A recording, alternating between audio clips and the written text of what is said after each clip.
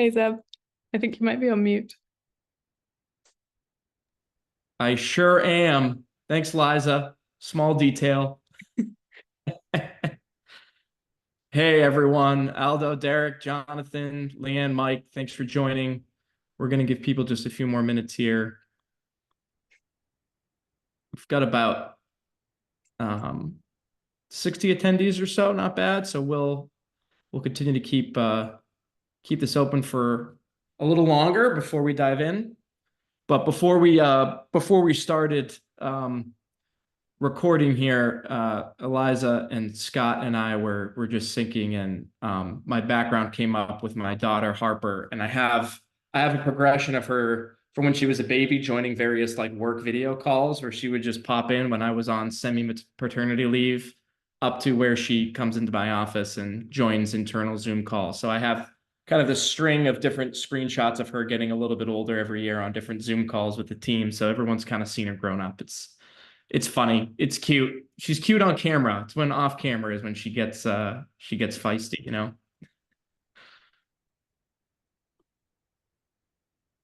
Hey, Bill.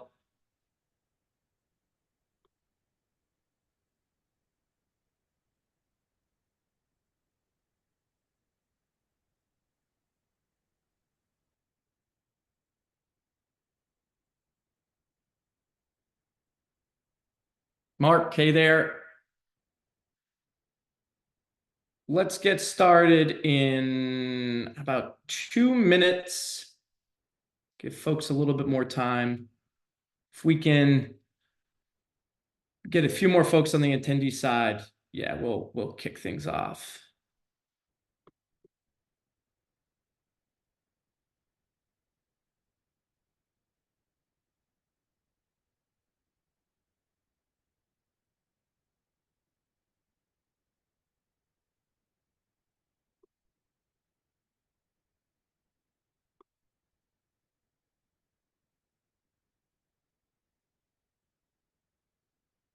Jared, Diego, welcome. Smira.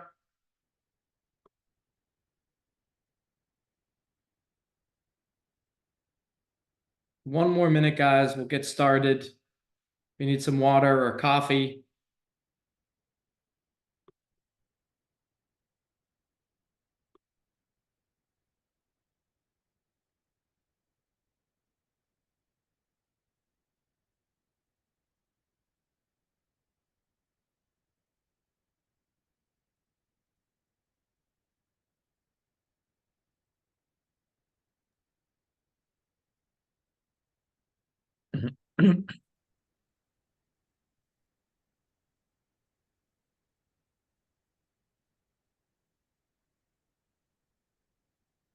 All right.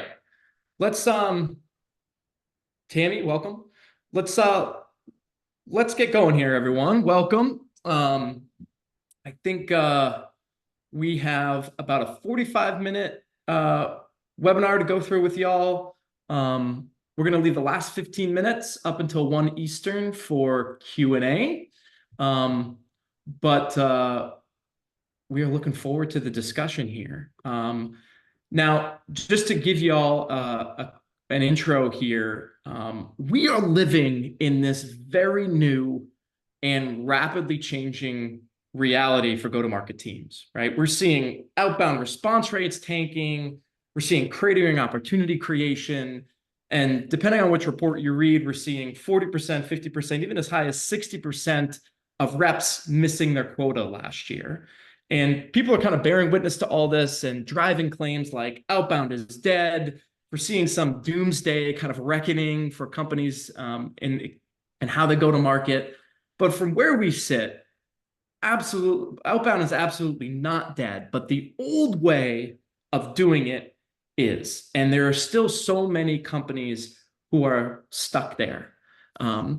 Now, how companies are executing their GTM, how to get out of that old way, we need to really completely rethink and rebuild our go-to-market motions. And in today's webinar, you're going to learn exactly how some top companies are rebuilding their go-to-market playbook from the ground up so you can go and do it too. And there really are 3 things that we'll cover here with our panelists today. One is we'll take a look at the challenges so many companies are facing because they are stuck in that old way. And you really want to pay attention here because if any of these sound familiar, you're going to want to stay for the whole webinar as we start to unpack some of the ways to get out of this.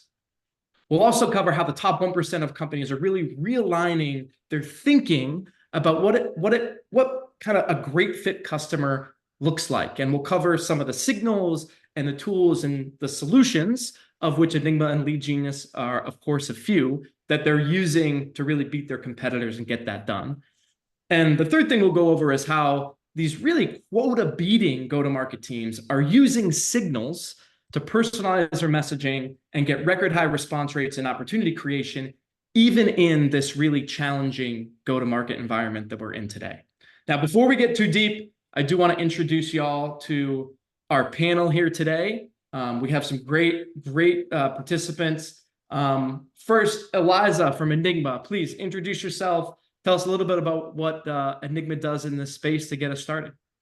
Yeah, thanks, Zeb, and hi, everyone. It's great to be here. I'm a product manager at Enigma. We have data about every small business in the US and large ones too, both from the identity standpoint, but really the differentiator is in this data set of consumer credit card transaction data that we have, which represents about 40% of all US consumer card spend. So that's really exciting because it helps us track, real revenues and real revenue growth for the long tail of small businesses in the US. Lots of different things you can do with that, which we'll come back to later. But yeah, excited to talk more about that. I'll pass on to Scott. I'll just add here, Liza, the thing that I love kind of the most, one of the things I love most about what Enigma is doing is anyone who tries to tell you they know revenue for a private company, let alone a small business, is lying to you. They're completely wrong. It doesn't exist. And if you today are organizing your go-to-market motion, and if you're segmenting your accounts based on revenue that comes from LinkedIn or Crunchbase or some publicly available source, I hate to break it to you, it's probably wrong. So Enigma has some really powerful solutions that really fix that. Thank you, Liza. Great to have you. And Scott, becoming a living legend in the B2B go-to-market space. But Scott, I'm not going to toot your horn too much, man. Please introduce yourself and tell us more about what B2B Catalyst is up to these days. Thanks, man. Yeah, so I have a little bit of a weird background. I started in ministry, got into the agency space, no-code automation, operations, did a little bit of work in construction, probably worked in 20, 30 different industries, doing a lot of lead gen and ops work. Started getting into finding my niche more a couple of years ago in B2B tech. And the interesting thing that I realized is there's this huge new wave of go-to-market technology coming out. Yes. And the problem is, like, I've been building I've been doing like no-code automation for like 7, 8 years. And so I had like a very specific and unique perspective. I've done automated outbound across LinkedIn and email and other mediums. And what that meant is everyone else in the market, I think, was missing some fundamental truths about how to automate processes effectively, what a good strategy looks like. A lot of times people have done sales in one industry or one market, and so they generalize those assumptions, and that's not my story. So I made a long post about this, and it went super viral. And I guess people like what I've said, like what I say. So I've become a little bit of a thought leader in B2B tech and go-to-market. And what we started as more of like a strategic cold email agency. And what we do now is kind of go-to-market advisory, rev ops, rev enablement. We still do like managed outbound as well, but it's kind of more of a mindset of like, how can we act as a partner that continuously improves the most important parts of your funnel with a focus on outbound. So looking forward to being here. Yeah, the thing, Scott, not only the kind of the way we met was through your own content. And one of the things that really resonated with me as not only a consumer of your content, but also someone that could, use it in our own business here at LeadGenius, but also that really applies to a lot of our customers is you don't just talk about theory and practice and methodology. You back all those things up with things that you can actually implement for a business to help them actually execute on the idea. So a lot of the things we're going to cover today are kind of frameworks and ideas. And of course, this is a webinar. We're going to talk about things and ideas that you can take, but actually taking action on them requires some operational process, some data providers and tools. And, those are things, Scott, that you help people do every day really actively. You don't just talk about it, you actually help them implement and execute it. So B2B Catalyst is incredible in that way. And of course, LeadGenius and Enigma help deliver a lot of data and insights and tools. What would we be here without some sort of shameless plug? If you need some unique data and insights to drive some of the systems and processes you're going to learn about here today, we of course can help there. And that leaves me. I'm Zeb Couch. I run sales and account management and customer success at LeadGenius. Think about LeadGenius as really delivering on-demand data that's custom built for you. We don't resell it to you out of some pre-built database. Clients use this to prioritize accounts using signals that you pretty much can't get on LinkedIn. And then folks also then use us to target the right contacts with global coverage and reach that, because we're on demand is unmatched by these pre-built sort of monolithic data providers. All of us know who those are and where they exist today. So that's a little bit about us and what we do. And I'll be operating as participant, quasi-participant and moderator here as we go through the rest of the webinar. So welcome, panelists. Thank you for joining. Let's dive in, I think, first with just the challenge that we're seeing in this space today. And Scott, maybe if you could just walk us through what you describe as this demand waterfall and how kind of the old way of doing things is failing people in this new go-to-market era that you describe. Yeah, thank you. So the way I look at this, and you can actually see this mindset in both Salesforce and HubSpot's architecture, honestly. Like if you look at both Salesforce and HubSpot, Salesforce has a lead object. It was designed for a world where we did not have all the business professionals in the world mapped out. And, a lead, content opt-in, content was gated. The internet, companies still could gatekeep some content. And so, content consumption was actually something of a reliable predictor of, hey, I have some interest in this. And so the game becomes, how many leads can I pull in? Then my sales team sifts through those marketing leads, reaches out to them, continues to follow up with them. And over time, you build out a database. Well, ZoomInfo kind of obsoleted that model because suddenly you now have easily accessible databases for the rest of the market. And then other providers followed suit in that. And now the situation, though, even those providers, though, are still operating on this very simplistic model of assumption, which is that, like, hey, if I'm selling to someone in the right title, size, and industry, that's a good prospect, right? And if you've ever, you can say that, but if you've ever done any form of outbound sales, everyone knows that's laughable. You look at, if you take a list of 100,000 people with the right, quote unquote, air quotes, title, size, industry, 50 to 80% of those people are not great. And that's being generous sometimes. Sometimes it's lower.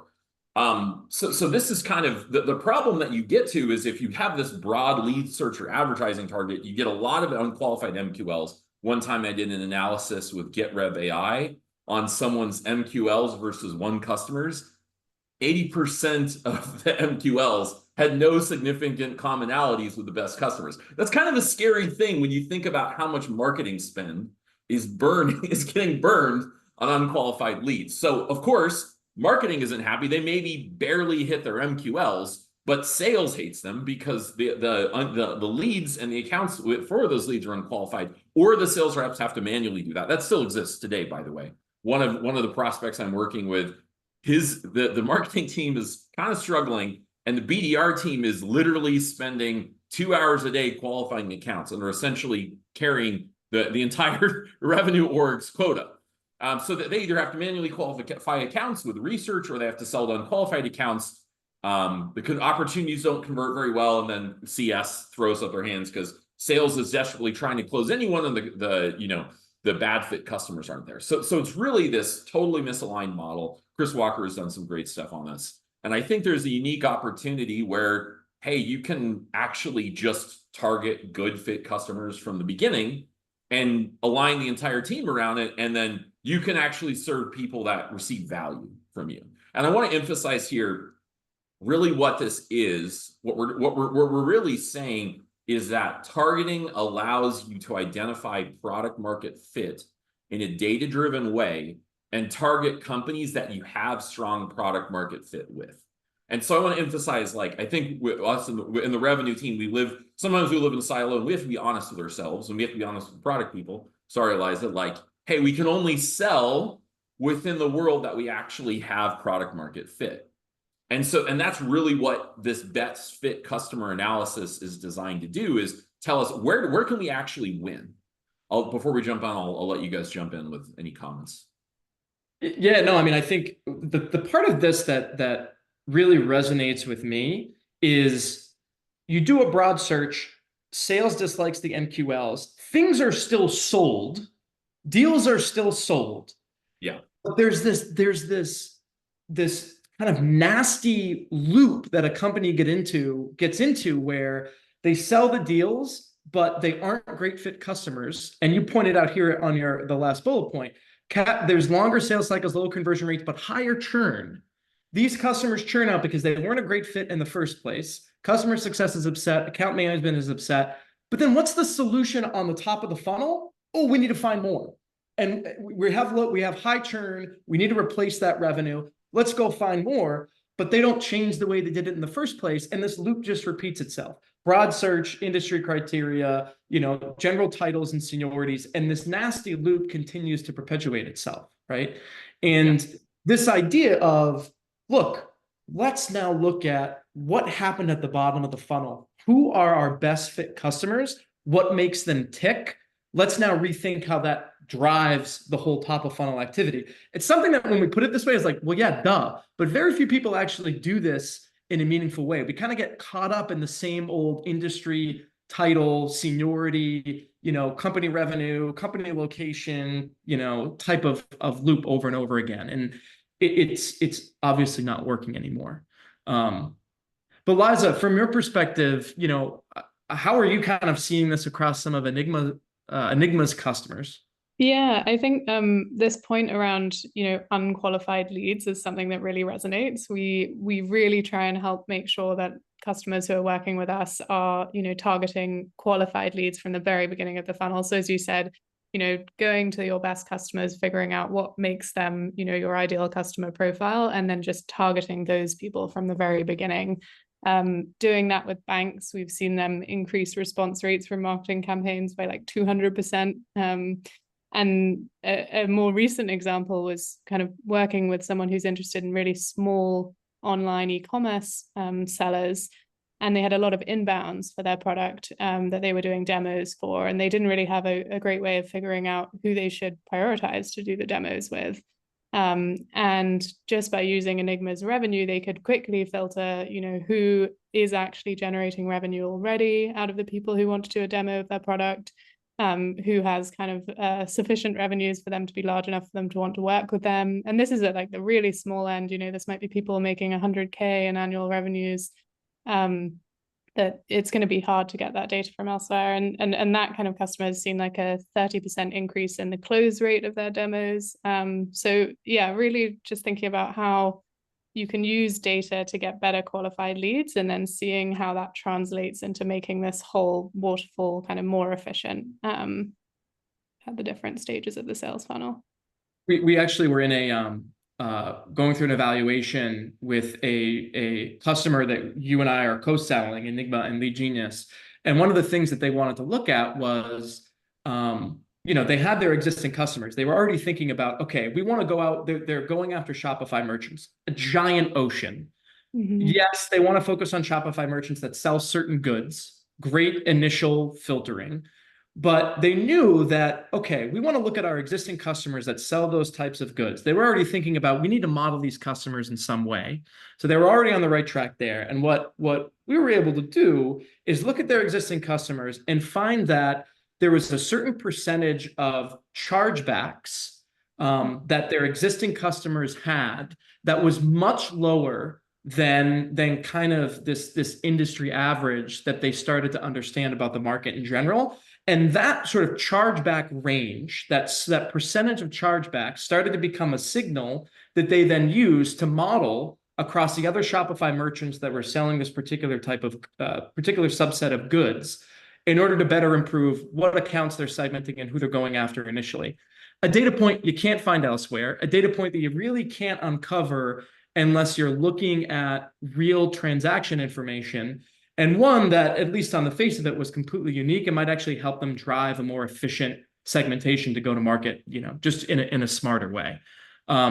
So this is how companies are starting to think about, hey, what is the old model? Where are the pain points? And how do I now think about doing things differently? And, Scott, you kind of talked about this customer analysis, and we start to think about what are the top 1% of companies doing.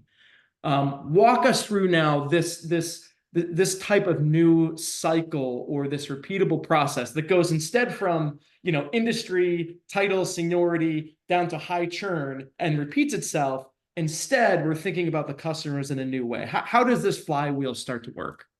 Sure. So I will caveat this. This is a different process from market entry. Market entry is almost like finding product market fit. And I think one of the most important things that revenue teams need to be really honest with themselves on is like, who are you actually going into, right? Like I work with a lot of early stage founders, and sometimes founders have much less traction than they actually would like to think they do in target market. Same thing with other sales leaders. Oh, I want to go up market. Okay. Do you have SOC 2 in place? Do you have a solution engineering or sales engineering expert skill set in place? Like, no, like you're maybe not ready to go up as ready to go up market as you think you are. So the point that I'm trying to make here is just, this isn't the process is going to be similar to some edge cases, but generally your core go-to-market should be expanding in markets that you already have traction in. And frankly, the best proof that you have traction is expansions and renewals. If someone has experienced the combination of your product and services, because one of the things that we bullshit ourselves on in SaaS is we pretend that the service isn't part of the product. Well, guess what, right? In 5-10 years, AI is going to make front ends a complete commodity. Like someone is probably going to build an app that will completely re-engineer front ends. Like you're going to be able to GPT and say, okay, here's my new front end. It's going to pull data from 16 sources into a custom UI that no one else sees. So your front end is effectively worthless. It is a decaying asset. So in this world, SaaS is now services with a software. They're experiencing the combination of your service and your workflows and your design, all of that together. Anyway, so let's rant aside. Point is, the evidence of your product and service market fit is that after experiencing your stuff, people want to keep paying you. So you really want to emphasize retention and expansion. That's what you want to weight heavily. I mean, if you're earlier stage, you can focus on won versus lost deals. But I would weight retention and expansion a little bit higher. The broader perspective, what I like to do with this personally is I have a templated clay table or pull stuff like website traffic, industries. I'll scrape the website. I will pull department headcount. I'll pull tech stack from 2 or 3 different providers, and I'll throw it into a tool like Accio, which shows me correlations of revenue where it's like, okay, 25% of the revenue is literally just tied in with the website search, or it's related to this department headcount. And there's some obvious cases where that's a situation. So that's kind of in a nutshell what you start with. You take high revenue customers, enrich and analyze them based on the key here is publicly available data, right? The question we want to be asking is, how could I predict that this was going to be my customer without ever talking to this person? You can't do this totally with data. You now have to socialize it within the revenue team, because reps will notice things. The problem with data-driven stuff is it's like reading a map through a straw. Like it's a very narrow look at what's happening. And sometimes you're looking at the tail end of a much more nuanced process. So you want to interview and talk to people, right? You want to talk to product, you want to talk to marketing, you want to talk to sales, customer success. Everyone should have some input on this. And what you really want to coalesce on is a shared ideal customer profile, which, that includes industry and company size and stuff like that, title, but it also includes account indicators and attributes. What, do they have an outbound sales team? Do they have a RevOps function? Do they have Salesforce or HubSpot? Do they have a data warehouse? Things like that.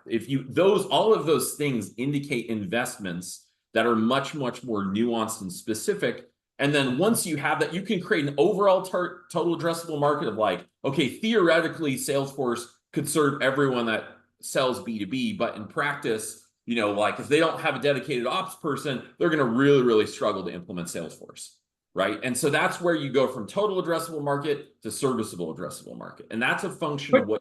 Quick question there, Scott, because we hear this, and anyone that's on the webinar right now that is consuming a lot of the content on LinkedIn. So many people make it a point to define what is the difference between TAM and SAM. People have probably even seen TAM and SAM. Just you touched on it a little bit, but what is the difference between a total addressable market and a serviceable addressable market, and what are the different data points that help me figure that out? So the way there may be strict definitions that I am not aware of. To me, the most useful definition is this someone that actually will retain on the product? In other words, with my product in its current state today, will they actually receive value from it? Because that is, in other words, total addressable market is your theoretical eventual 5, 10, 20-year product market fit. Serviceable addressable market is, okay, this is our product market fit today. So case in point, right? If you're a relatively complex product and you don't have like SOC 2 compliance, newsflash, you don't have enterprise is not in your total addressable market. If you have a 3-month implementation, newsflash, no SMB is in your serviceable addressable market, right? That doesn't work. So this is the overall point, is it's like, who can you actually deliver value to today? What data points from a team and technology perspective, or like a business model perspective, indicate that they can actually receive value from your service today? Because anyone that you close, like I would argue, like this is why companies like, I would say 6 Sense in particular fell victim to this. They closed a bunch of companies outside the serviceable addressable market. And then what happens is renewal comes around and you have to fight like hell because customers aren't really happy. They're not achieving the promise the product made. So that's really what it looks like, is how many can you keep?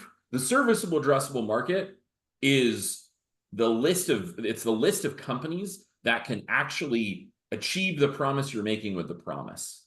Makes sense. Yeah.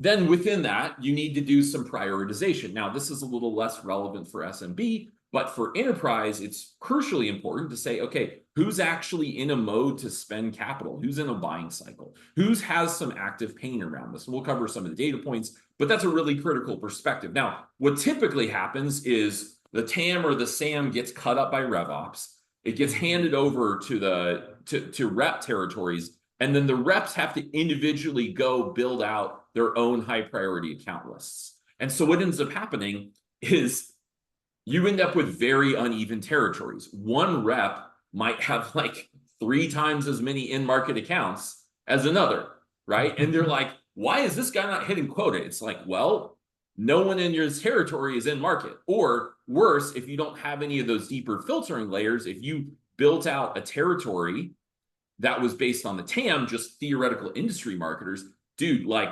50%, 80% of the people in this guy's territory are not a fit. So yeah, no wonder they're missing quota. This is why it's so important to have a really deep shared ideal customer profile and to centralize some of this. That doesn't mean reps shouldn't territory plan. That doesn't mean they shouldn't account plan. But what you should do, especially in a world where we have AI and a lot of data scraping, is you should centralize those learnings and deploy them at scales. This should not be done in a silo by RevOps. That's going to fail because RevOps lacks the on-the-ground context. You need to work with sales, marketing, customer success, build out that shared ICP, deploy that at scale. And ideally, I didn't include this because it's a more nuanced thing, but ideally, KeyPlay talks about this. You actually back test it. It's like, okay, I think that the prospect having a liquor license is a good fit. Let's actually back test that against our recent pipeline. What's our close rate with a liquor license versus without? Yeah, oh, the close rate's double. Okay, great. We should probably target someone without a liquor license, because what this means is for people that don't have some of these deeper ideal customer profiles, in some cases, this is based on GetRev's data, the close rate can drop 50 to 80% outside of that true tight ICP. So, I mean, that's kind of scary if you think like, hey, your bad fit pipeline, you literally, like 50% of your pipeline could be effectively worthless. Yeah, so you effectively need to discount your pipeline. This is sort of what Eliza was talking about with better lead prioritization. That's critical. So you have to use that data to bake in the shared ICP and then deploy this down the customer journey. So when the rep finally gets to it, hey, there's actually a good reason for this. Now, of course, the rep actually has to be included in that process, and that has to be messaged, right? Like, hey, here is why you are reaching out to this person, right? Here's all those data points. Here's how the scoring was done. Here's how the messaging is done. Here's why we did that. Hey, look at the close rate with this. Look at the close rate without this. Wouldn't you like to have the good close rate, not the bad close rate? Like those. So this is very much a political exercise. Totally. Liza, I saw you nodding your head along as Scott was kind of making the point about the key to that shared ideal customer profile.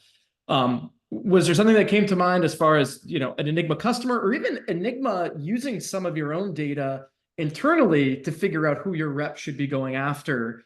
Was there any alignment there that came to mind for you as Scott was highlighting that? Yeah, I think this is somewhere we often end up helping most of our customers is, you know, someone might come and say they think they have a pretty good idea of who their ideal customer is. But we'll often help by looking at their, you know, existing customers. As you said, Scott, the serviceable addressable market might not be, you know, as large as the total addressable market if the product is still developing.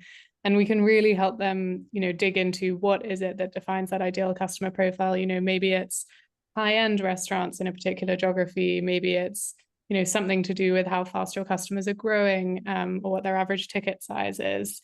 And again, once that gets, you know, around the top of this circle towards the prioritizing accounts and getting to rep territories, I think something that's often very powerful. We work with a lot of customers who, where the sort of customer lifetime value of people that they close really depend or is closely tied to the revenues of those customers. You know, thinking about things like payments companies, vertical SaaS, where you're growing as your customers are growing.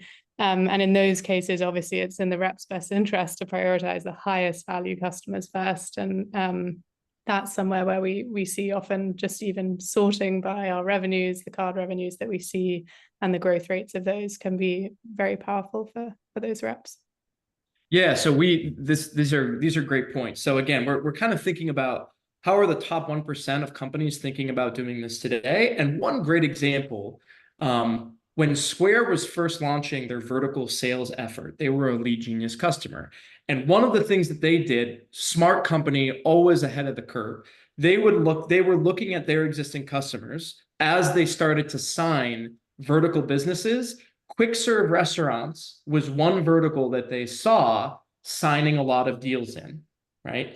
And when they looked deeper at those quick serve restaurants, well, first off, they weren't classified as quick serve. They were classified as, I believe they were like retail or food and beverage, right? So this is old industry classifications, which we'll actually get to in the next section here, no longer really being a fit for how really the very nuanced company landscape that we have today. So Square noticed, food and beverage companies. And as they dove deeper, what they identified was these are in fact quick serve restaurants, right? These are fast casual establishments that have an interest in processing fast orders. So what did they take with that information? They then went to identify a vendor that could help them and figure out, don't give me a database of food and beverage companies. I want a database of quick serve restaurants that are in particular locations.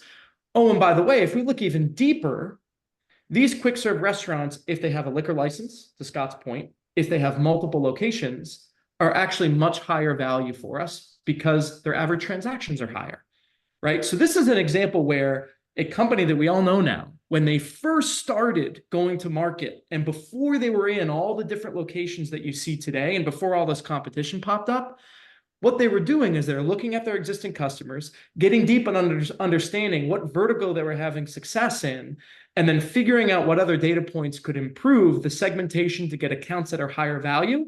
The next thing that they did, every single rep, every single BDR that was assigned to that restaurant vertical knew three things. One, why they had an account in their patch, because they all had multiple locations or a liquor license. Or they knew they all had multiple locations. The second piece was they all had a liquor license. And the third thing that they added was, and we'll get into this as we talk about personalizing outreach, the third thing that they had was their top ranked menu item on Yelp. How do you get a meeting with a company that has multiple locations and a liquor license?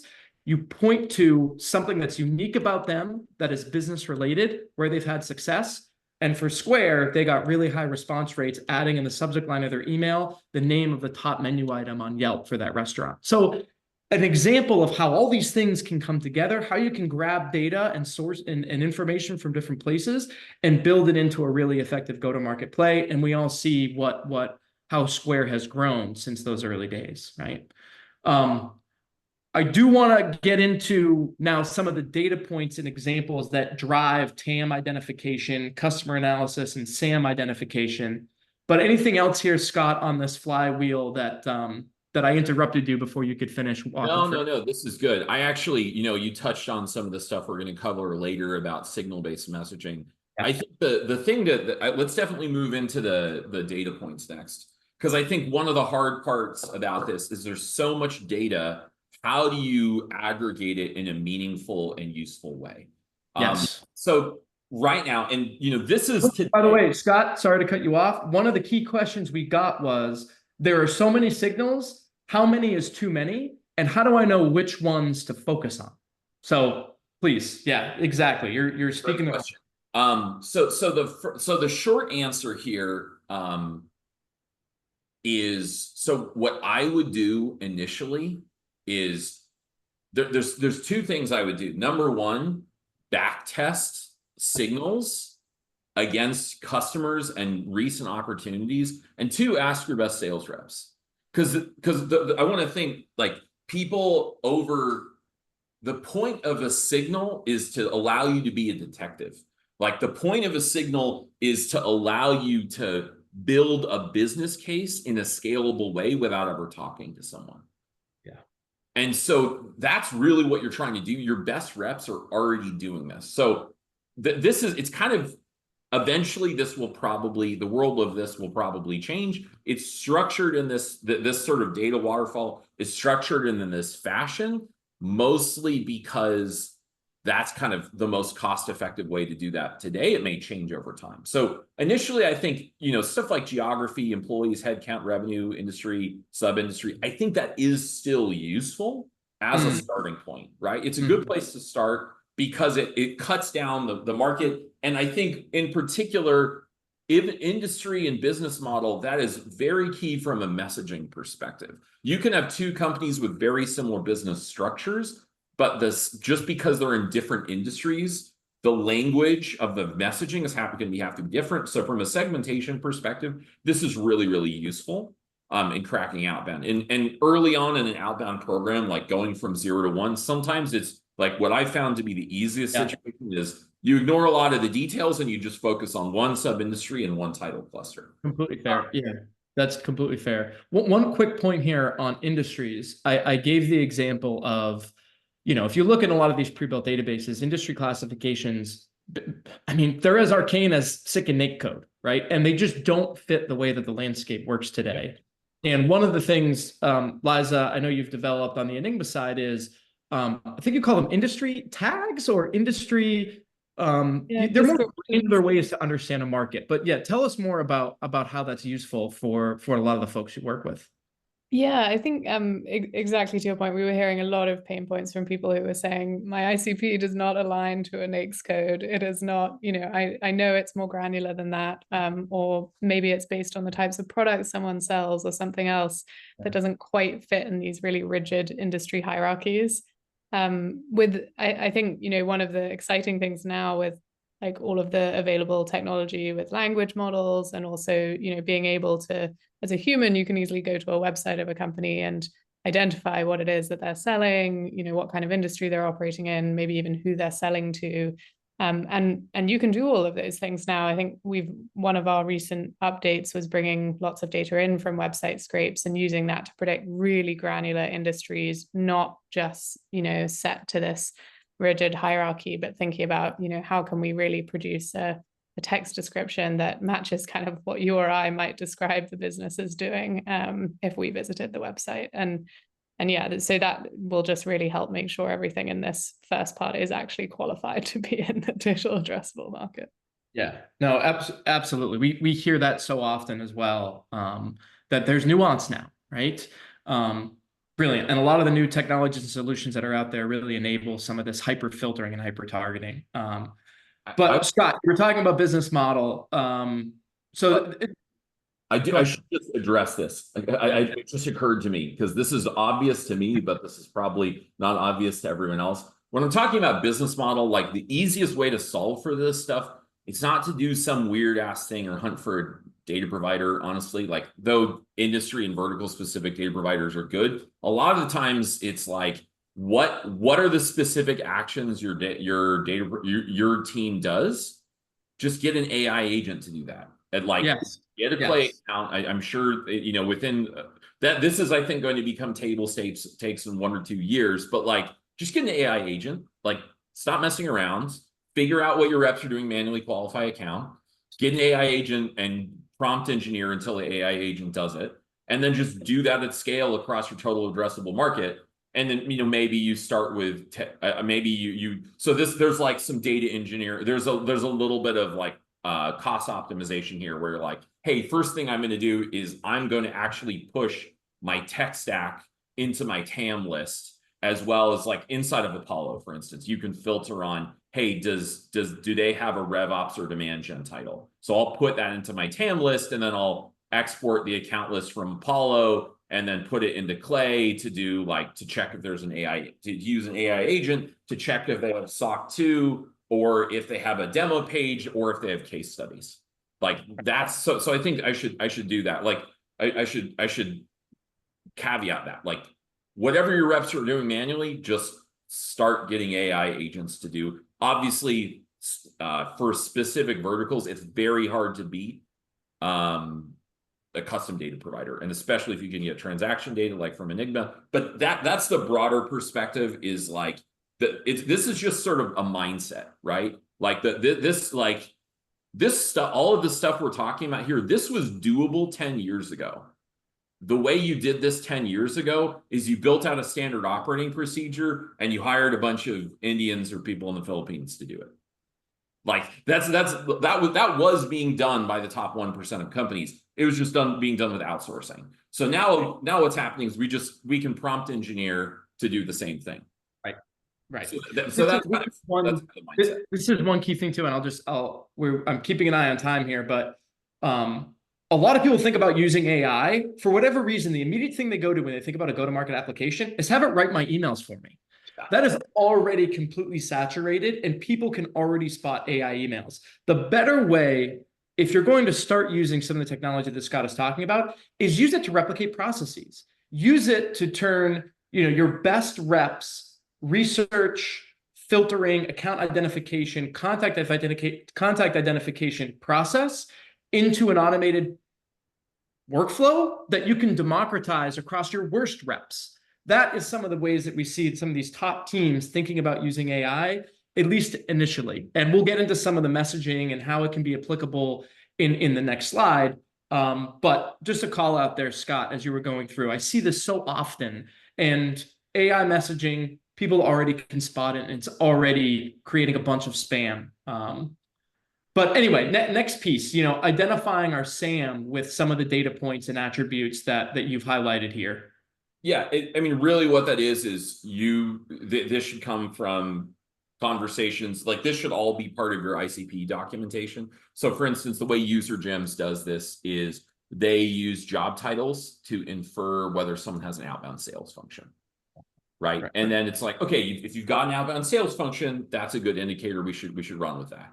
So once I mean, really what this comes down to, you pick top 3 characteristics. So one of my friends did this for outreach. And for outreach, it turned out, hey, if the prospect has sales ops and sales enablement, guess what? The close rate doubles. Well, that's better than most intent data. This is why you start with fit indicators first. So whatever those indicators are, you start there. And then from here, then you move into the in-market signals. I mean, this is kind of what intent has been promising. What I would do, honestly, is like, you could use any of these things. Like, half of the value of this is that just that it gives you something to say. Like, you could run a marketing campaign where you're talking about the new CMO, the new CMO guide, the marketing rebrand guide. Like, you could run custom ads or email campaigns talking about how to get value from a trial, blah, blah, blah, blah, stuff like that. So the point is, pick something, back test it, and then once you have a play that works, like, we'll cover this in signal-based messaging, but pick one area, back test it. Once you have something that works, cut it up into territories. Or, I mean, the other way you can do it is put territories back here and then have reps run plays on data. It just depends. I would segment off geography, employee, headcount, revenue, and industry, because, like, for territories, because that is going to be a better overall, like, that reduces the amount of messaging each rep has to deal with. But I'd still kind of try to normalize it, at least with the account fit indicators, ideally with some of the in-market indicators. So I think, there's a lot of details. There's dozens of tools. For me, the place I would start is find a couple, interview your top reps, find 2 or 3 plays that look like actually noticeable, like new hires, past champions, job post. If you're PLG, you should use that. It's just a no-brainer. Website visits, just pick a few of those, get them off the ground first for companies that are actually in your fit. Like, you have no business chasing down tons of plays until you've gotten a good account fit layer with at least 3 to 5 qualification criteria. So as I look at some of the things that are highlighted here, there's a mix of first and third party sources. But a lot of the third party stuff a lot of it can come from LinkedIn, right? And there might be some people that are attending here today where, what if their target market isn't on LinkedIn? What if that's not an addressable group for me? And Eliza, from the Enigma perspective, this is something that's really in your wheelhouse. Can you tell us a little bit more about, if my target market is not on LinkedIn and I want to identify my SAM, I want to identify in-market high priority accounts, what are some of the ways that you think I should do that? Again, if the data that I need is not available on LinkedIn or from the uncountable number of vendors that scrape it to provide it to me. Yeah, I think that's a really good point. I mean, I mentioned before the case where there's someone trying to sell to really small online e-commerce sellers, and those might be just kind of individual people with their own shop, and probably maybe they'll be on LinkedIn, but you might not get that much of a sense of how large their business is or how much they're really selling. So I think definitely it becomes very important to have the revenue at that smaller size of business. But I do think these, some of the tech stack items are really important as well. I think we've had customers come to us in the past and say, actually, I'm specifically looking to sell to people that don't use Shopify because maybe I think I have a better chance of converting those people. So that could be sort of a helpful point to have a data point in, just to make sure you're getting down to who you really think you can actually service and convert. Brilliant. I do want to say one thing is that for brick and mortar businesses in particular, it's very, very difficult. Like, most employee scraping relies on, like, LinkedIn. maybe some census or scraping of benefits. So stuff like transaction data, reviews, website traffic, really website scraping, really valuable for a brick and mortar use case, because a lot of those employees just don't have or use LinkedIn, and so it's just a lot harder. We see it similar too for even, I mean, again, Shopify merchants, right? You revenue and headcount are never, you cannot use those to determine if a merchant is growing or transacting, right? And one of the key things that you need to start to understand is, there are other signals, and think about other proxies. And a lot of this requires you just getting creative about what's available out there. Website visitation, yes. Installed technologies through something like Built With, yes.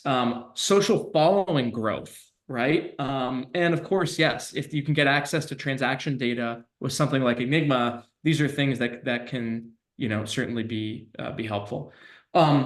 We do have the next section here on messaging, right? We've talked about, hey, how do I realign my go-to-market team? How do I rethink about what market I'm going after based on what my customers look like? What data points and things should I model against my existing customers to then remodel across my TAM and SAM, or to model across my SAM? The next piece is, what the heck do we do with all that, and how do we start messaging? Just keeping an eye on time. We have about 10 minutes left. I would love for us to cover this section over the next 2 to 3 minutes, so we at least have enough time for any live questions that might come through. But Scott, start to walk us through, how are we then using all of this signal intelligence in how we communicate with the marketplace? We can go through this and the next slide in the next couple of minutes. The short answer is that really all you're doing is think about what you would say in a discovery call.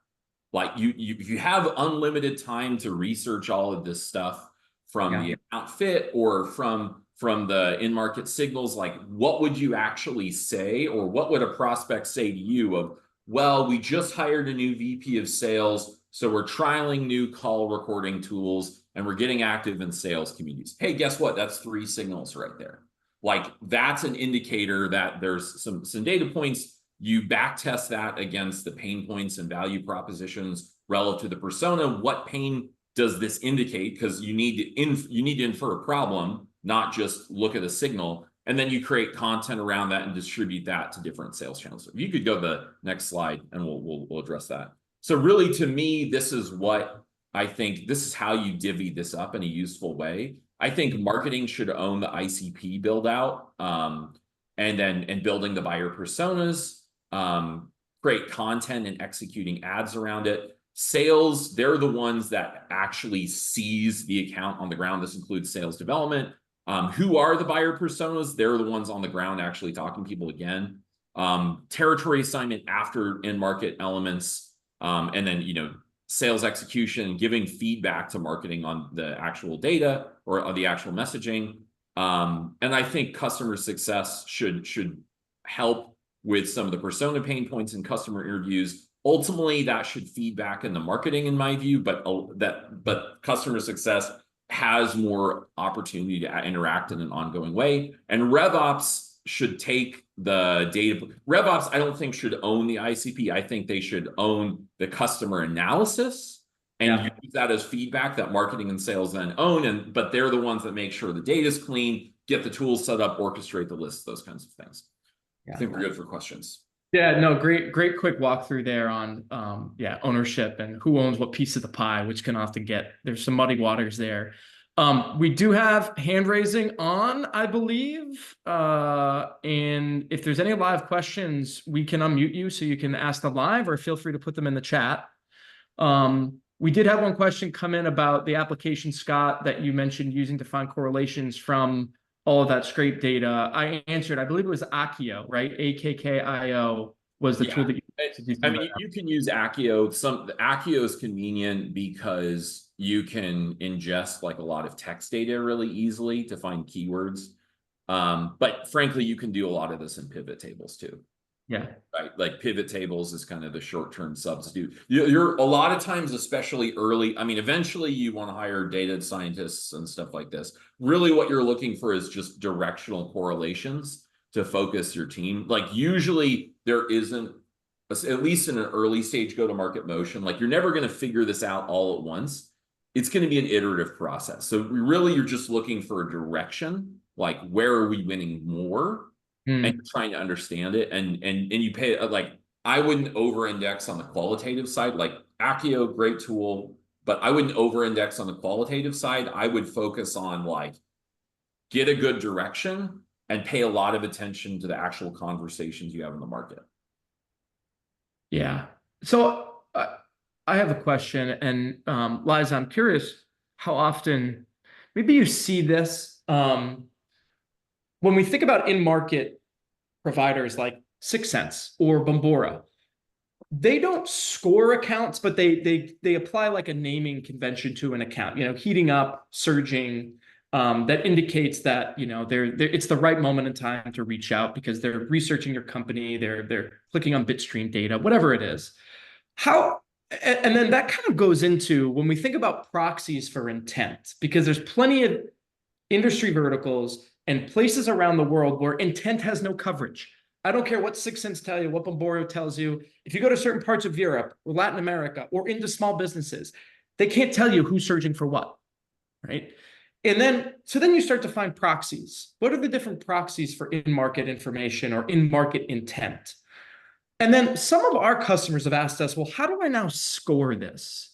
And I wonder what your thoughts are around, are there dangers or pitfalls in scoring accounts based on some of these attributes popping up? Can it be a good exercise? Do we risk, scoring things in a way where a salesperson says, you know what, this shouldn't be scored this highly. They didn't respond to my email. How do we start to think about scoring data as we add attributes? Maybe Enigma has some experience there. Yeah, I think it's definitely important to make sure that it's kind of understandable. We don't want to be sort of, having some very complex scoring process where it's impossible to understand why something was scored very highly, or as you said, maybe the sales rep feels they know better that shouldn't be at the top of the list. That's definitely not what we want. I think I feel some of those points we've said around kind of using revenues and using revenue growth rates to sort of sort and prioritize is something we found very helpful. But even on the customer success side, I think there's this idea of timing. So you have, obviously in marketing, people talk a lot about triggers, but on the customer success side, you also, you want to make sure you're reaching out to your accounts and your customers at the right time and helping them grow. And that's a place like we've seen someone who worked with brick and mortar consumer financing, where they're working with many different store locations, and they can see that their financing transactions are growing at, maybe 5%. But what they don't see is that maybe that store is actually growing at 20%, and they should be reaching out to them to try and work with them and grow the account. So the timing, I think, becomes very important, and you can use data to help with that. Yeah. We do have a question from Aldo asking, and Aldo, this almost is a perfect tee up for Liza. You ask, where can I find more information on transaction data, credit cards, online sales? Liza, does Enigma do that? Yeah, Enigma's data certainly has all of the credit card spend. We also do break that out by if we see it that it's occurred online. There is lots of information on our website, and I know there's many people from Enigma who would be happy to talk to you and give some more detail if you're curious to learn more. Brilliant. Aldo, that was a softball across the plate, man. Thank you. Okay, we're approaching time here. I want to make sure, is there anything else that I might have missed?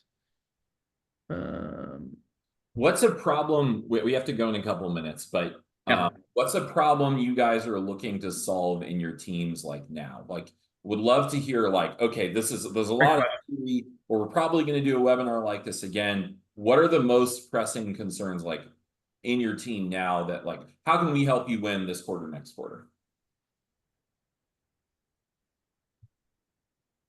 And if you raise your hand, we can unmute if it's easier just to speak through that instead of typing.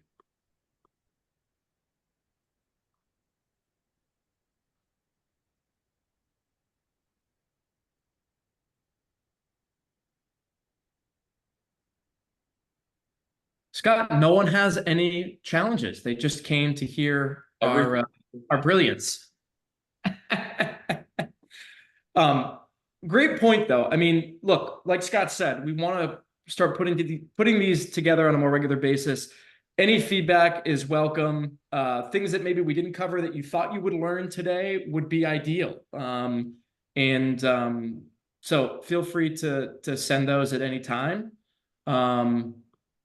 We'll keep one more minute open for any other questions, and then we'll end our first webinar here together.